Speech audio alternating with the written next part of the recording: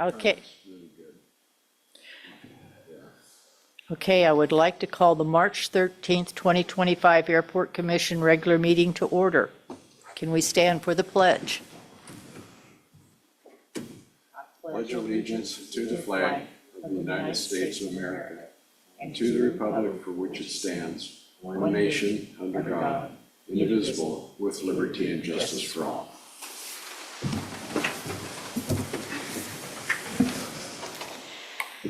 Chair Feakin, Here. Vice Chairman Elga, Here. Zerl, Here. Bielfeld, Here. Caldwell, Kniezek, Here. Wicker, Here. and Student Representative Bowling. Here. Okay. All right, you have a quorum. Thank you. Before we get to agenda approval, I would like to bring your attention to the laydown material. We have a request for additions to the packet, discussion and recommendations recommending council award to special use permit to Jeff Mastery, DBA River Rock Outdoor LLC for commercial operations at the floatplain basin. And item F5, recommending council award a special use permit for Jeffrey Mastery, DBA River Rock Outdoor LLC for fuel storage at the floatplain basin. Is there a motion to approve the agenda with the laydown material? Motion. Second. Thank you. Is there any other revisions to the agenda? Are there any objections to approving the agenda as revised? Hearing none, the agenda is approved. Scheduled comments, we have none. Are there any members of the public who would like to speak to any items not appearing on the agenda? Is there any remote attendees wishing to speak? Thank you. May I have a motion to approve the February 13th, 2025 minutes? Second. Thank you. Is there any revision to the minutes? Are there any objections to approving the minutes? Hearing no objections, the minutes are approved. Unfinished business, we have none.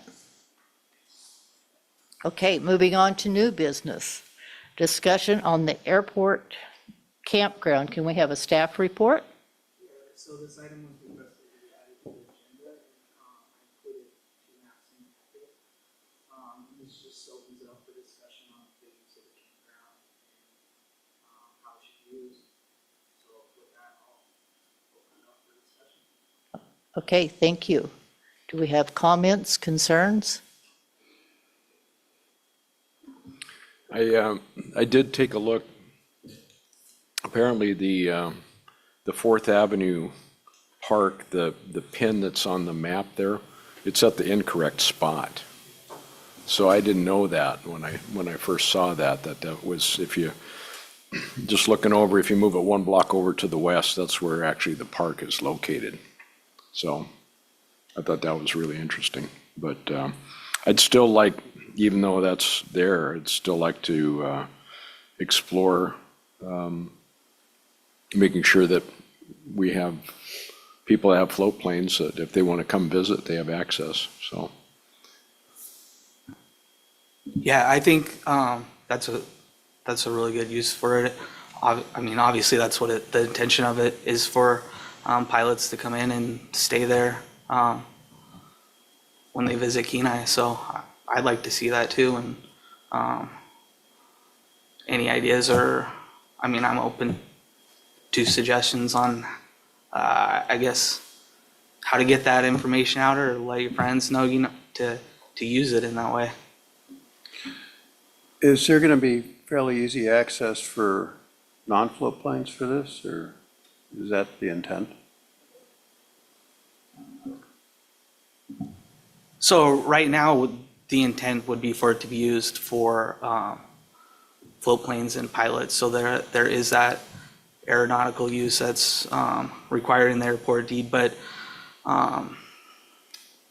your other option would be, if you wanted it to be a campground for the public, potentially we could seek a community purpose exemption. Kind of, My it intent would be was- in the same way that we made the sand donation to the theater. Well, the intent was not to open it up to the general public, would be to aircraft Correct, and that's, that don't have floats. oh, to use it for aircraft that don't have floats. So, I mean, the access is on that, the access road, yeah. Yeah, that might be a little bit tougher because the access, the key access gate, if you're going down the access road up, to the west of Hotel and then go to where the city has fuel, the gate is on the south side there, so they can get out, but they can't go get back in. And they can park, along the fence line there in the gravel. I saw that when we had the Peninsula Pilot Club had their float flying last year. It worked out really well. But everybody was on that side, on the secure side, not on the other side. So I don't know how that would work with other places. It's a thought, it's not a thought for right now, but on other airports that I've been to, there's been access for airplanes. Fairbanks is one of them. There's a camping area there that it's kind of off the runways, but it's still a nice camping area in Merrill, so. Yeah, I understand that. That does seem like a good idea, and I mean, we could explore possibilities. I could see something as simple as just us posting a phone number to get an access card for the weekend or whatnot. It's not like there's a huge amount of people. Right now, obviously, we want it to be used, but there's 2 campground spots, so we could potentially do something like that. Is Parks and Rec responsible for the physical plant, like the picnic tables and all that stuff? No, the airport is. Okay. Any chance of getting them to take it over? Just from a financial aspect. And then the second is on the east side of the gravel strip, wasn't that designated as a camping spot? I've heard people that have come down from Fairbanks that have pitched their tents there. Yeah, that would be one of them. Yeah. But there's also a lot of activity sometimes when they've got the firefighters there and all of that. Yeah.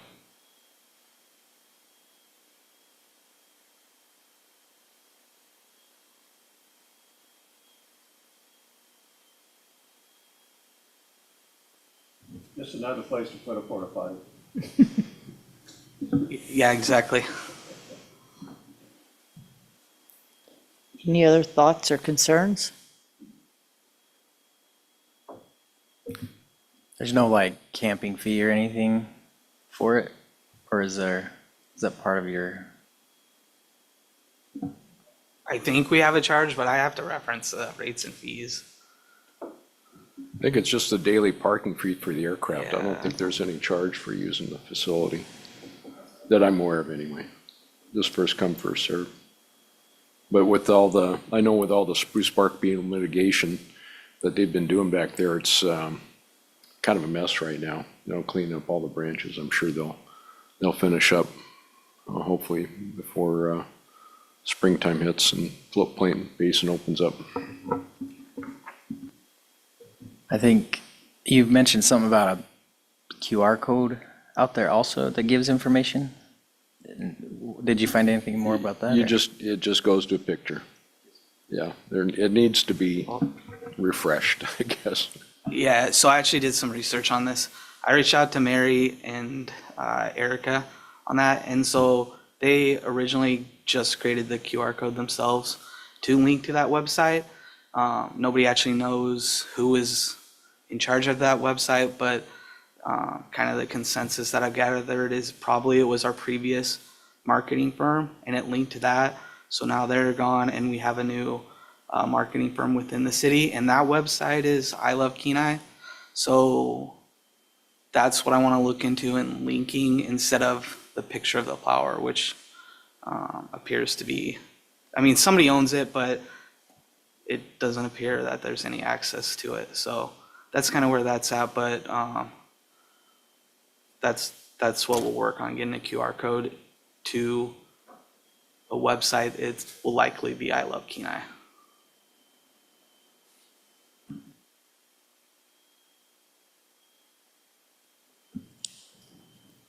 Are we done? Anything else? Okay, we'll move on. Recommendation of council authorization for the memorandum of agreement with Great Land Consulting and Training LLC for the use of the Alaska Regional Fire Training Center. May I have a motion to recommend the council authorization of the memorandum? Move. No, second. Okay, can we have a staff report? Yep, so this is, seemed to work out for us. This is the same agreement as last year. Great Land Consulting and Training does the fire training at the facility, and we get a percentage of the fees for everybody who uses it. Keeps the state employees up to date on their cert, as well as our firefighters use it to keep up to date on their certs. So I recommend approving this again and continuing the relationship.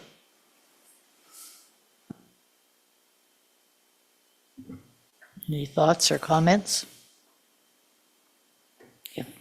If not, I'm going to look for unanimous consent. Is there any objection? Okay, thank you. May I have a motion to recommend the city manager enter into an airline operating agreement and terminal area lease with Aleutian Airways?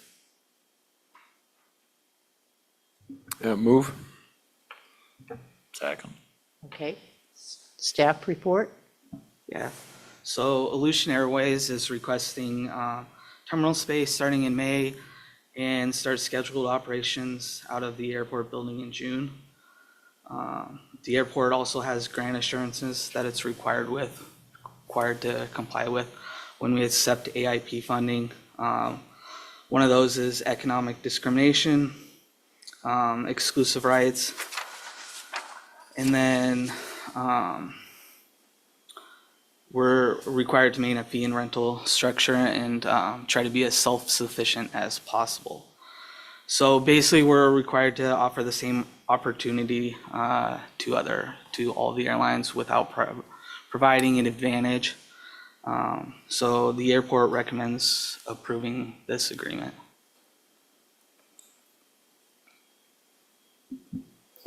Questions, comments? This is going to be kind of off the wall. Is this a seasonal terminal, or they could stand the whole year? And So far they've started, is what they're saying, is they're gonna start seasonally through September, and they wanna be a year-round operator, so that could be going down to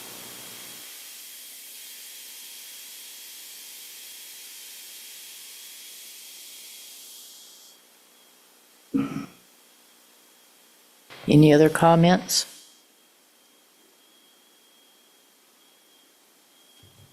Okay.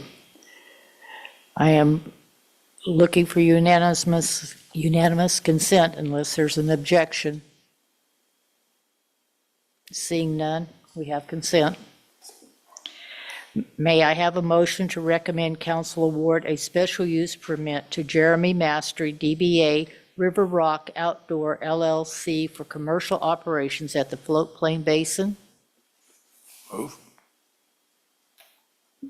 Second. Okay, staff report?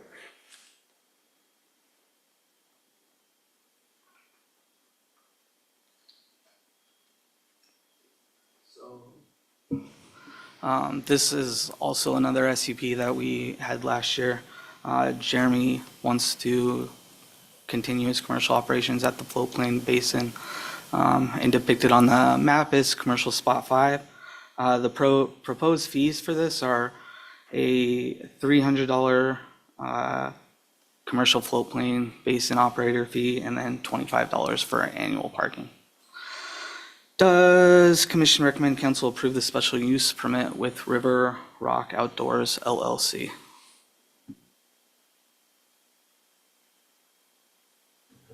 I'll move. Any questions?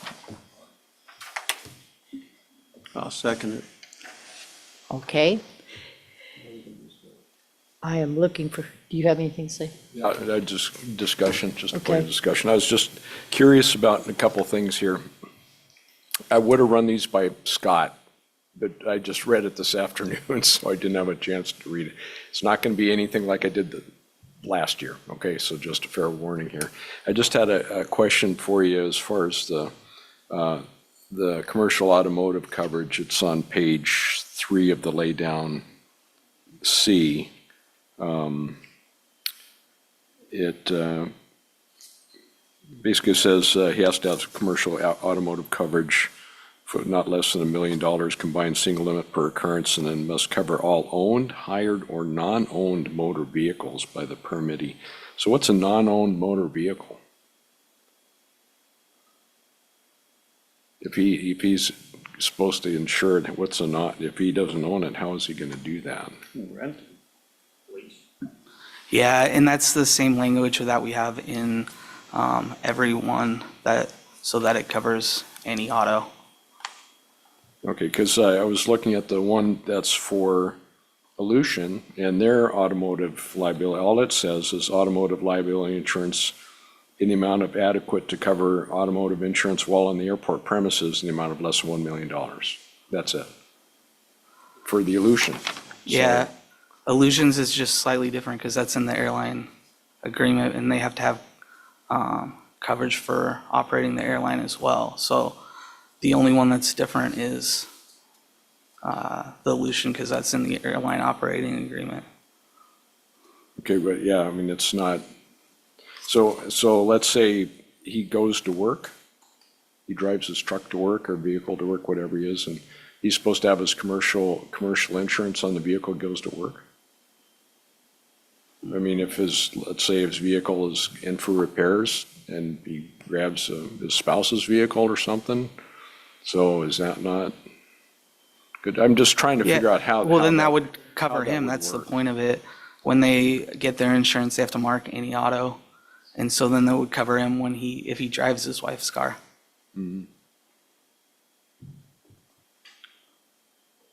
Okay, yeah, I just didn't know what the rationale was behind that, having it, a commercial automotive coverage on anything that he's got, so I was just wondering about that.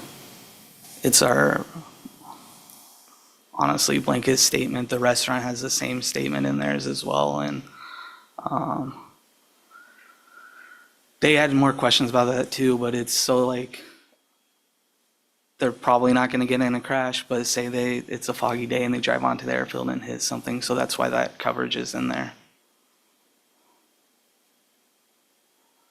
I guess does that help? It basically protects the city to the maximum extent possible. It just kind of seemed odd to me that, if I was a business owner and I was driving to work, that I would indemnify the city of Kenai in case I got in a wreck on the way to work. That was, because city of Kenai needs to be on the policy, so that's what I was just wondering. And like I said, it's probably a Scott Bloom question, but, it just seems, I know there's probably more to it than that. I mean, it's, otherwise it probably wouldn't be in the lease agreement, but it just sounds funny to me. So is he able to provide the insurance? Can he get it? Yes. Okay. Good enough.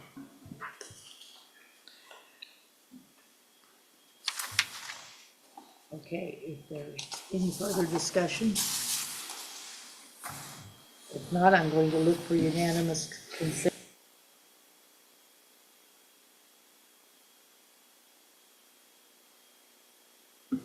May I have a motion to recommend council award a special use permit to Jeremy Mastery, DBA River Rock Outdoor LLC for fuel storage at the Float Plain Basin?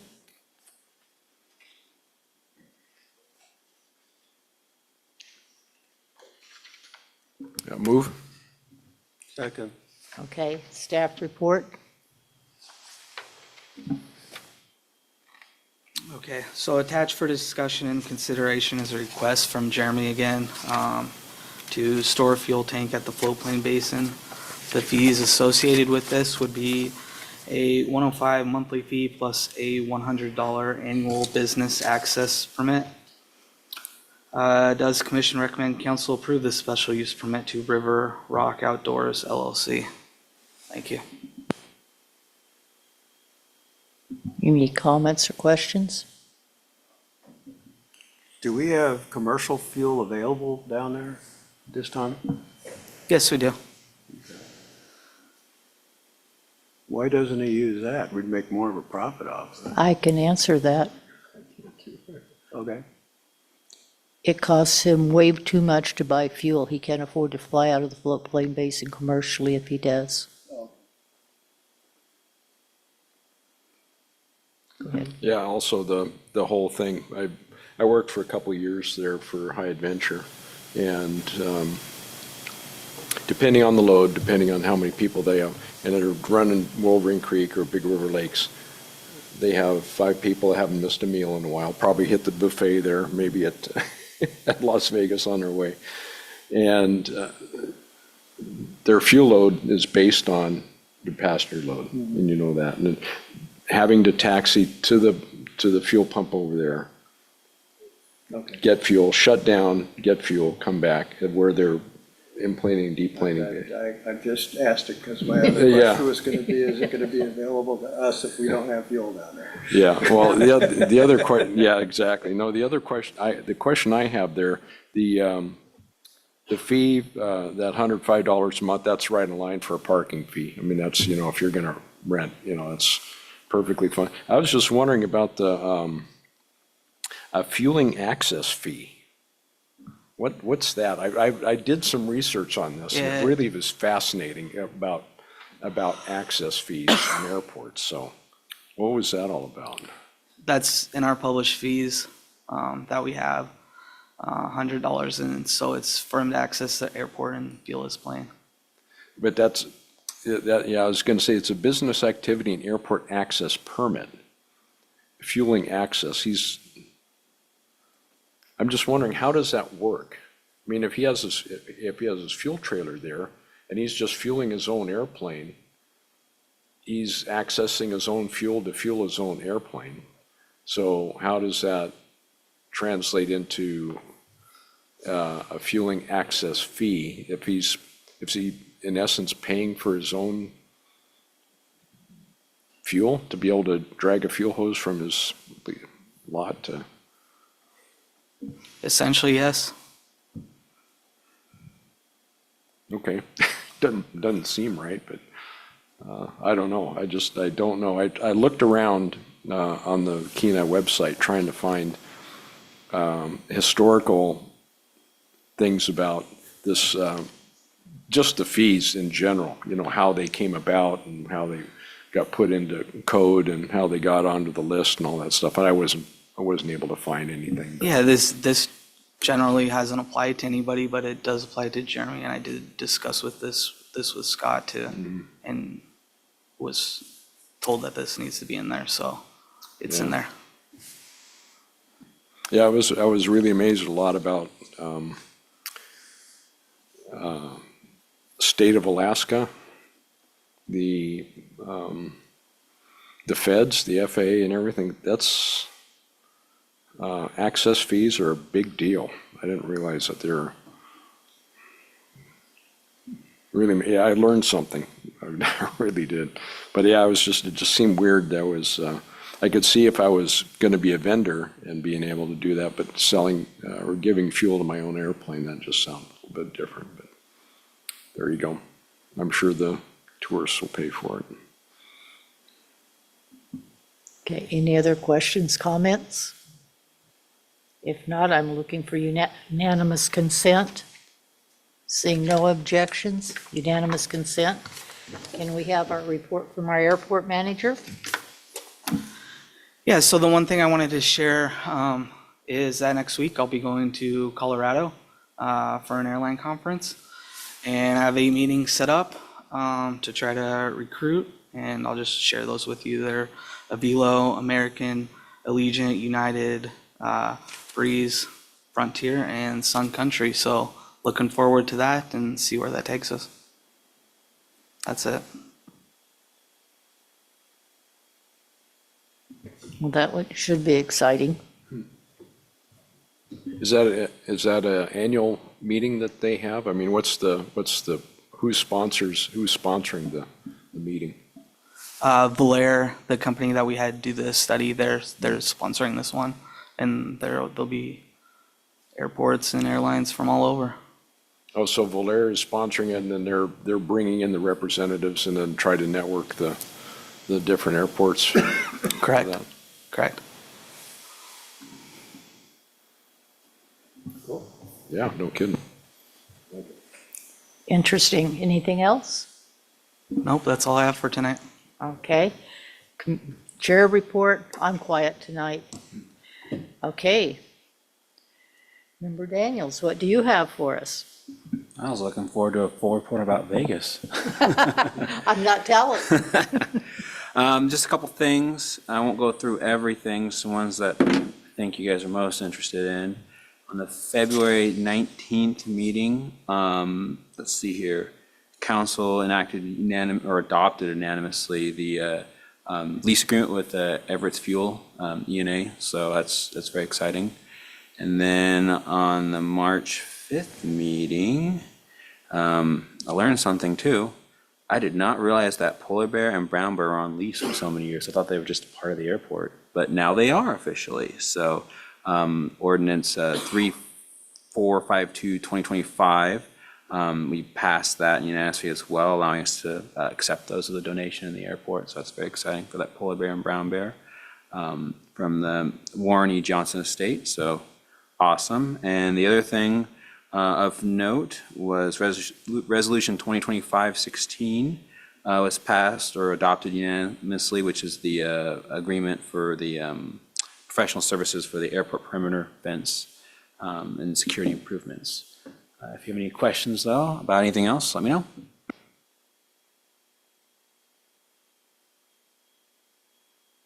Looks like we're a quiet group tonight. So any additional public comment? I don't see any. Do we have anybody online that wishes to speak? Okay. Our next meeting is April 10th. Will everybody be here? I won't be here. Okay. Sorry. Hope you're someplace exciting. Washington, D.C. Oh, how fun. It's possible. I'm planning on being here, but it's possible. that I Okay. may not be here. All righty. We're ready for airport commissioners and our student reps. Questions and comments? Anybody got anything? Okay.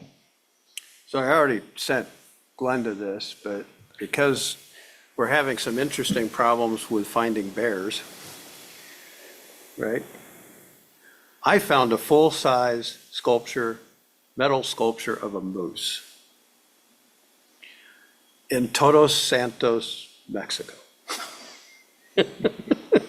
I can pass this down. I could, Glenda's already seen that. There's a sidebar and there's a front. Okay. And, you know, and there's the price, but Yeah, it looks like there's it's made just in Mexico. pan to the, so you see the left-hand side. It's by an artist by the name of Sotomayor. He takes gears, pipes, metal, and assembles it into sculptures. You seen sculpture, moose sculpture at the college? No, you want to steal that one? No. Oh, come on. It looks really good there. It would not look good. It's huge. And you know what? It's only about $22,000 and probably be about $20,000 to ship up here. I showed it to Glenda. I'm not really serious about this, but it's there. Just in And case. it's traveled from San Jose del Cabo in an area to, I think they could probably sell it for a lot less. Is the artist available to build some bears? I think he could. You ought to see some of the other stuff he has. He's done some incredible stuff with like peacocks and things like that. And if you pan over, there's also a horse, a Bronco horse. So I had a friend of mine who's a Broncos fan and said, you need to put this in your front yard. So anyway, and I have a question. Where did the oil platform go? Didn't it go to the visitor center? Oh, okay, thanks. Somebody asked me that. That's all the comments I have. And Okay. there's the Bronco. Ooh, that's cool. Any other comments? No, go ahead. Well, I heard recently about some vandalism on the airport in Soldotna. And I think maybe it's time we started talking about some good high-resolution cameras, at least in long-term parking again. And I know the FAA won't pay for it, but it seems to me we've got sufficient funds to operate the airport, and for our customers over there, it might be a real good idea to have 3 or 4 good high-resolution cameras. It's just not that great an expense anymore. What was done? I don't have any details. Paul, you know more about it? Yeah, it was mainly theft. Headsets, one row over from where I have my airplane parked at 205 had 60 gallons of avgas taken. But, expensive headsets, that sort of thing. Another guy I know had the keys stolen out of his airplanes, but nothing else was taken. I was asking him, well, why do you leave the keys in the airplane? He didn't have an answer for that, but he has a Super Cub and a 180. They went to go fly and there was no key. Somebody taken the key. So he got another key, put it in there. A month later, keys are gone again. Nothing else taken. They're trying to make a point. I know, yeah. And to dovetail on that, I actually ordered last night, I ordered a outdoor security camera for my covered hangar to kind of keep an eye on things because of that. It's sad, that's where we live. About 20 years ago, we had a rash of thefts where my airplane was broken into.